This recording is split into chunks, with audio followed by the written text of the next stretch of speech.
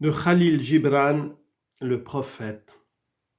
Al-Mustapha, l'élu et le bien-aimé, qui était l'aurore de son propre jour, avait attendu durant 12 années dans la cité d'Orphalaise que revint le vaisseau qui devait le ramener dans l'île de sa naissance.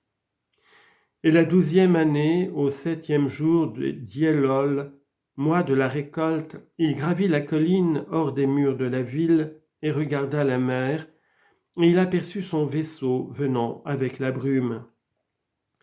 Alors les portes de son cœur furent arrachées, et sa joie vola loin sur la mer, et il ferma les yeux et pria dans les silences de son âme. Mais comme il descendait la colline, il fut saisi de tristesse, et il pensa en son cœur: comment pourrais-je aller en paix et sans regret? Non, ce n'est point sans une blessure à l'âme que je quitterai cette cité. Longs ont été les jours d'amertume que j'ai passés dans ces murs, et longues furent les nuits de la solitude, et qui peut abandonner son amertume et sa solitude sans regret?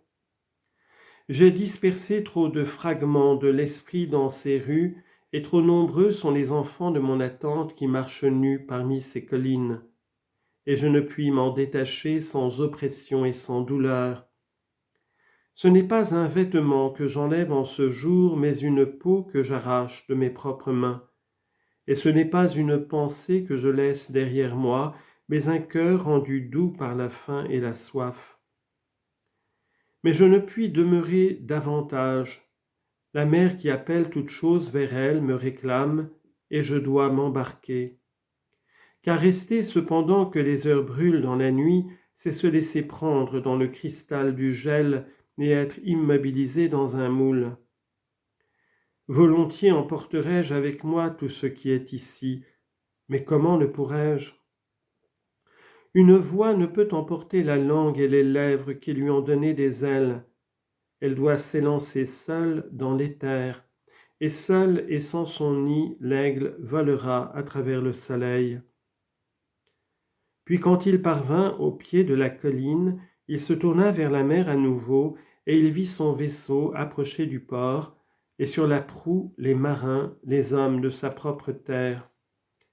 Et son âme cria vers eux, et il dit: Fils de mon antique mère, vous, cavaliers des flots, que de fois avez-vous navigué dans mes rêves? Et maintenant vous arrivez à mon réveil, qui est mon rêve le plus profond.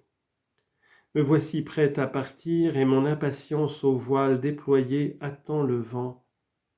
Je ne respirerai qu'une dernière bouffée de cet air calme, je ne jetterai qu'un dernier regard d'amour en arrière. Et alors je serai au milieu de vous un navigant parmi les navigants. Et vous, étendue salée, mer toujours en éveil, qui seul accorde paix et liberté au fleuve et à la rivière.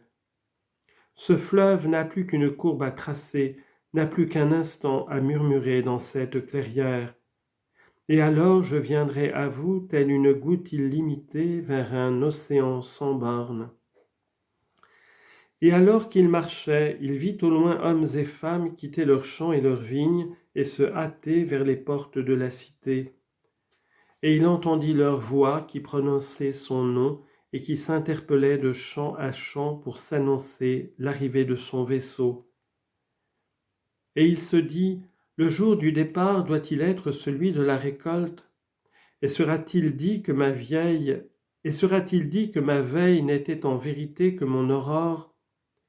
Et que donnerais-je à celui qui a abandonné sa charrue au milieu du sillon, ou à celui qui a arrêté la roue de son pressoir? Faut-il que mon cœur devienne un arbre lourd de fruits que je puisse cueillir et distribuer? Et faut-il que mes vœux jaillissent comme une source que je puisse remplir leur coupe? Suis-je une harpe que la main du puissant puisse me toucher, ou une flûte que son souffle puisse me traverser? Je ne suis qu'un chercheur de silence, et quel trésor ai-je trouvé en mes silences que je puisse dispenser avec confiance? Si aujourd'hui est mon jour de récolte, dans quel champ ai-je jeté la graine et en quelle saison oubliée? Si c'est en réalité l'heure à laquelle je lève ma lampe, ce n'est pas ma flamme qui y brûlera.